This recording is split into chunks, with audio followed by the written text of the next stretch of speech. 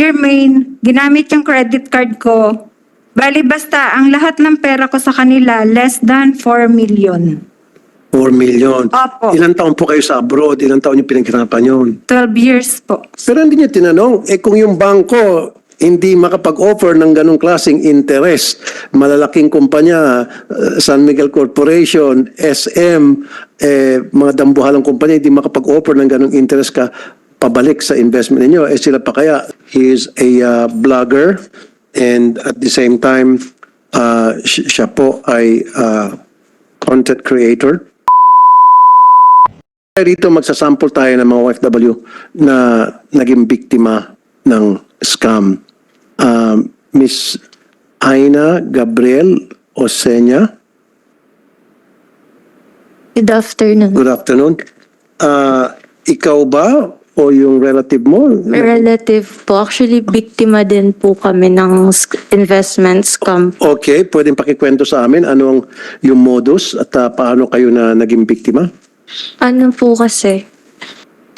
Bali, paluwagan and installment daw po umiikot yung pinaka-business nila. Paluwagan yung sinasabi kanina ni Mr. Malapira. Okay. Actually po, Mr. Rafi, kilala po namin yung scammer po. Kilala nyo? Nakilala ko po siya dahil kaklase ko po siya ng first year college. Then, Ako naman po, schoolmate ko po nung junior high school po. Paano yung modus? Paano yung pag-approach sa inyo? Ano yung pang-come-on? Na para kayo yung magtiwala o para yung biktima yung magtiwala sa kanila? po siya nag-come up ng investment. Meron po siyang business talaga na iPhone and other gadgets po. Then, nung inengganyo niya po kami kasi for expansion daw po siya ng capital ng pinaka-business po. Then, nangako din po siya ng malaking interest po. 40% interest po. 40% Yes po. Monthly po. monthly. Pero hindi niya tinanong, kung yung bangko hindi makapag-offer ng ganong klaseng interest, malalaking kumpanya, San Miguel Corporation, SM, mga dambuhalang kumpanya, hindi makapag-offer ng ganong interest ka pabalik sa investment ninyo, sila pa kaya? So, it didn't occur into your mind na this is too good to be true.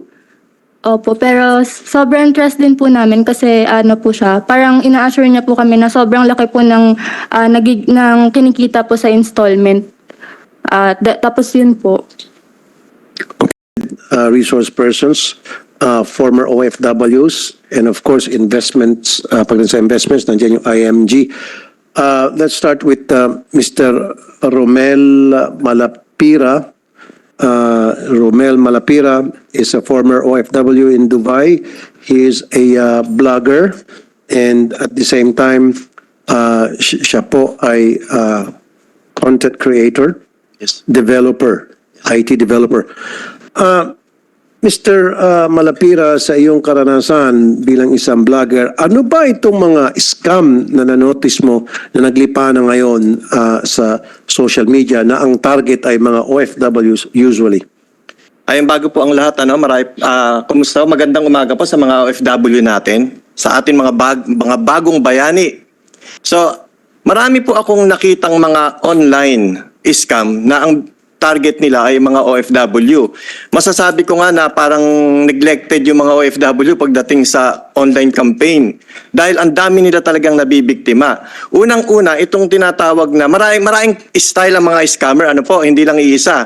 Unang-una yung online paluwagan.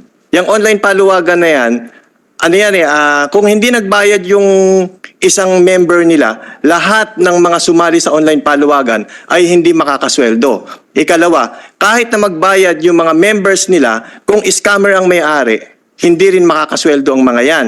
Ikalawa, yung tinatawag na trading forex. Yan, kalat na kalat po yan. Na kumukuha sila ng mga investor, meron silang tinatawag na times 1, times 2, times 3, depende sa length ng investment na gagawin mo. Let's say, sabi mo, 6 months to, times 5 ka. At meron silang mga package na tinatawag, yung package 1, which is 1,000 pesos lang yon times 1. Pero ang problema doon, yung mga nag-a-avail ng mga package 1 na yun, ginagawa nilang ahente yan.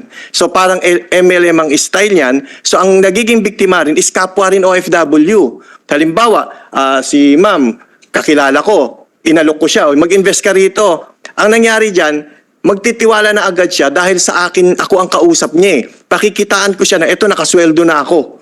So siya ngayon ang magtitiwala na sa akin, hindi na dun sa scammer. Kaya ang nangyayari kapag sila ay narereklamo or natutulpo sila, nadadamay tuloy yung mga kaibigan nila. Pero ang totoo, biktima rin ng scam yun. Tapos, ang ano pa rito, meron din tinatawag na international naman. Hindi naman ito mga Filipino, mga foreigner ito na nakikipag-usap din sa mga OFW. Mananalo ka ron, let's say, ang mapapanalunan mo sa Forex is, let's say, 500,000, 1 million. Ang issue dyan, para nila maloko yung tao na yon, ibibigay namin sa iyo yung panalo mo, pero need mong mag-register sa ganitong website. Counterpart siya, let's say, ng PayPal. Pero bago mo makuha yung pera mo ron, kailangan mo munang magbayad ng, let's say, $1,000 bago mo makuha. So, naloko ka na dun sa scam na yon, maloloko ka pa ulit dito sa payment online nila. Doble. Yes, sila din ang may-ari nun. Okay. Now, di ba dapat sa PDOS pa lang sinasabihan na yung mga OFWs na mag-ingat, maraming mga scammer, tatargeting kayo kasi may pera kayo. And then, sa karanasan ko rin kasi, pangalawa, Mr. Malapira, huwag na tayong lalayo, meron akong Facebook page na Rafi Tulfo in Action na magpapanggap na sila yung Rafi Tulfo in Action. Magkikreate sila ng another page. And I've been telling them paulit-ulit na lang na mag-ingat sa mga scammer. Bakit meron pa rin na-scam? Ano sa tingin mo, bakit almost every day, maging sa radio show ko, maging sa page ko, sinasabi ko mag-ingat kayo sa mga scammer. And then meron pa rin mga OFWs na naniniwala, pupunta doon sa mga fake na Rapid Tulfo in Action at doon sila naloko. Bakit ganon? At saka yung sa PDOS, pakipaliwanag. Okay po. Yung sa PDOS kasi, ang nangyayari doon, unang-una, wala silang, ewan ko lang po sa ngayon ha, wala po silang campaign tungkol sa mga online scam. Based doon nung time na umalis ako. Pero ewan ko lang po sa panahon natin ngayon. Dapat yung pag-alis pa lang, dinidiscuss na sa kanila yan, yung mga online scammer. Ikalawa, nakakalimutan kasi ng mga tao yan na meron palang ganitong klaseng scheme or yung mismo mga kakilala nila, kamag-anak nila na naloko na, yun na nag-o-offer sa kanila. Kaya nagtitiwala sila ron. Kaya nga po, Senator, kung mamarapatin po ninyo na sana magkaroon tayo na, since na online itong mga scammer na to tapat-tapatan din natin sila ng online. Magkaroon tayo ng isang parang help desk online na makakausap nila yung mga let's say, mga DMW, pwede silang magtanong dyan. Pero sa mga OFW, lahat ng yan ay scam po yan. Huwag kahit kamag-anak po ninyo ang mag-offer sa inyo na sasabihin niyo, hindi ako lolokohin yan kasi kamag-anak ko yan. Mali po, kasi yung kamag-anak ninyo, naloko na yan. Dinadamay na lang kayo. Ngayon, pinapakitaan nila kayo na ito kumita na kami, nakasweldo na ako. Pinadadama lang yan. Hanggang sa dumami ang recruit niyan, magiging networking na yan. Okay. Okay, sige. Bangko Sentral ng Pilipinas? Yes, Ma'am, Attorney? Yes, thank you po. Just to add lang po on the initiatives ng OFWs, sinasama po namin yung families or beneficiaries nila. Oh, good. Kasi po, of course, yung OFW po, they would remit yung pera po dito sa mga families in the Philippines. So, dapat pati yung mga pamilya po, alam din po kung ano yung tamang pangangalaga, pag-invest, pag-save. So, kasama din po yan sa programa. Just Thank you, to add. ma'am. Thank you. Ma'am Imelda Canlas, dating OFW. Ma'am, kayo po ay nabiktima rin ng scam. Kapareho lang ba sa mga nabanggit na rito or this is something new or different? Magandang hapon po. Opo, na biktima po ako ng ni Jermaine Lee Santos at ni Royal Jason Petrumin ng President po Jeremiah Victoria ng naubos po lahat ng savings ko. Bali, nilagay niya po yung pera ko sa investment. Meron po siyang project ng Barangay Road Construction ng Northern Builders po ng Tarlac.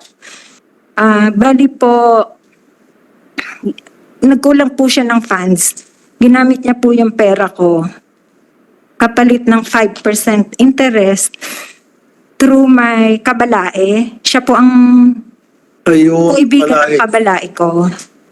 Tapos si Jermaine Santos Domingo, yung asawa niya po pinsan ng mayor ng Pandi. May mayor pang involved, kaya mas lalong tumaas yung Pinsan po. credibility. Pinsan Pinsan na, mayor pa. Tapos, Opo. meron pa talagang Tapos si Royal Jason Petromin po, yun po yung naghahatak ng mga katay na barko. katay na barko? Opo, yung mga lumulubog. Kaya Okay. baga sa ano po, talagang kapanipaniwala. Kinuha niya yung 1.5 million ko. Oh, Bali, si Jermaine, bakit nakita mo yung barko na katay? hindi po, yung po yung sabing business. So ang sabi ng business, sila ay yung mga lumubog na barko, Si Jermaine po, aangatin nila, tapos ibibenta, ititimbang, si para Jermaine po, ang business niya po, hauling. uling. Opo, hauling po. Yung pagtatambak, tsaka yung sa government projects. Okay. Tapos po, Paano po nakilala itong sila Jermaine? through my kabalae. Ay, Kabalae nga pala. Siya nga Okay. po ang naglapit. Okay. Sabi po, So, kung hindi mo balikan si Kabalae, si Balae, hindi mo binalikan yung mga taong nag-endorso sa iyo sa kanila, go Biktima. after them. biktima din po siya. Ayun. Tapos po, si Jermaine, ginamit yung credit card ko. Bali basta, ang lahat ng pera ko sa kanila, less than 4 million. 4 million. Opo. Ilang taon po kayo sa abroad? Ilang taon yung pinaghirapan yun? 12 years po.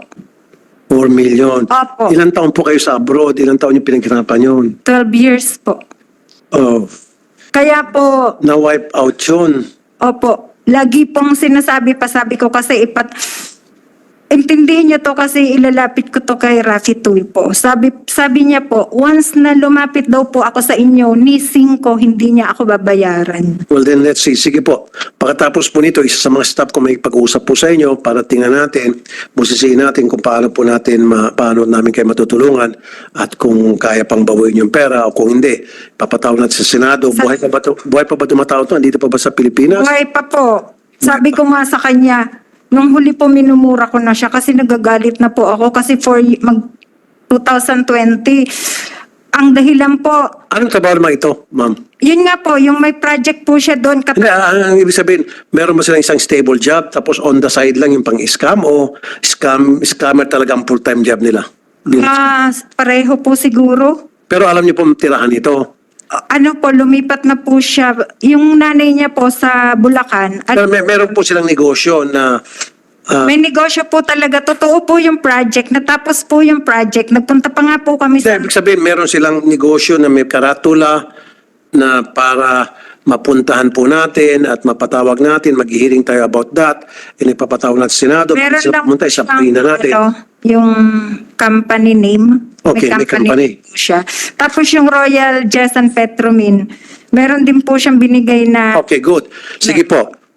Ibigay niyo po lahat ng information and at least meron pa palang company existing, tama? Opo. Okay, mag-hearing po tayo separately. In aid of legislation, we will investigate yung scam na yan. Mukhang malaking scam. Madami po kaming biktima. Ilan po kayo biktima? Yung iba po kasi hindi lumalantad kasi sa religion po. Okay, sige, huwag kayong magbingit ng religion. Huwag po, huwag. Kaya po hindi lumalantad. Anyway, nandito po yung mga staff ko. So may kakausap sa inyo. Siguro in the next couple of weeks, mag-open tayo ng another hearing para dyan. Opo, salamat po. Especially